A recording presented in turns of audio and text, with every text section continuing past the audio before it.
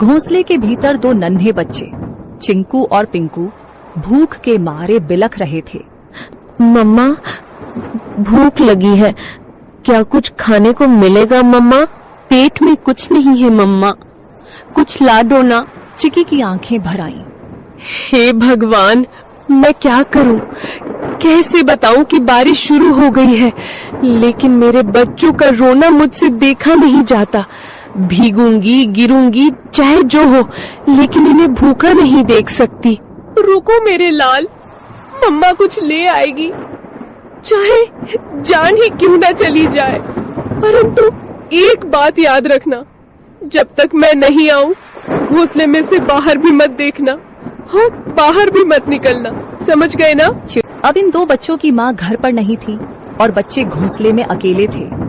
उनके लिए यह पहली बारिश थी जो उन्हें किसी अजूबे से कम नहीं लग रही थी।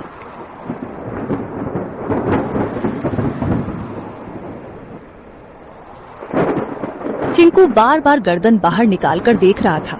अरे ओ पिंकू, सुन रे, ये क्या चीज ऊपर से टपक टपक गिर रही है? कोई रो रहा है क्या? पिंकू घोंसले के कोने में दुबक कर बैठा था। अबे मूर्ख, रोने की आवाज नहीं है ये, बारिश है बारिश, आसमान बरस रहा है। पर ये आवाज कितनी डरावनी है, और पानी, इतना सारा पानी कहाँ से आता है रे? मत देख बाहर, मम्मा ने कहा था बिजली चमकी तो घोंसले समेत भस्म हो जाओगे। चिंकू सहम गया। हवा के साथ पानी की बौछारें घोंसले तक पहुंचने लगी थी। दोनों भीगने लगे। मम्मा कब आएगी पिंकू? भूख लग रही है यार, और डर भी। पिंकू कुछ नहीं बोला, उसकी आंखों में चिंता थी। मम्मा ने कहा था कि अगर मैं देर से लौटूं तो घबराना मत, चुपचाप बैठे रहना, डर से बड़ा कोई शिकारी नहीं होता। चिड़िया खाना लेने के लिए चली जाती है। चिकी चिड़िया को जंगल में कुछ गेहूं मिले।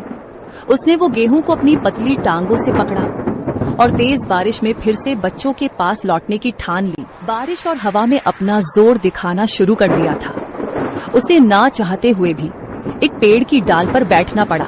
हे राम, बच्चे अकेले हैं, घोंसला खुला है और ये बारिश बढ़ती ही जा रही है। यदि बारिश थोड़ी सी भी कम हो तो मैं सीधी दौड़ती हुई उड़कर अपने बच्चों के पास पहुंच जाऊंगी। तभी बगल की डाली पर टोनी तोता फुर्र से आकर बैठा। अरे टुनी बहन, तू यहाँ क्या कर रही है इस तूफानी बारिश में? तुम्हें होश भी है कि बच्चे अकेले हैं? टोनी भाई, क्या करूं, उड़ नहीं पा रही, पंख गीले हो गए हैं। बहन, कल की बात बताऊं, मैं कबूतर बहन के घोंसले के पास से जा रहा था। क्या हुआ वहाँ?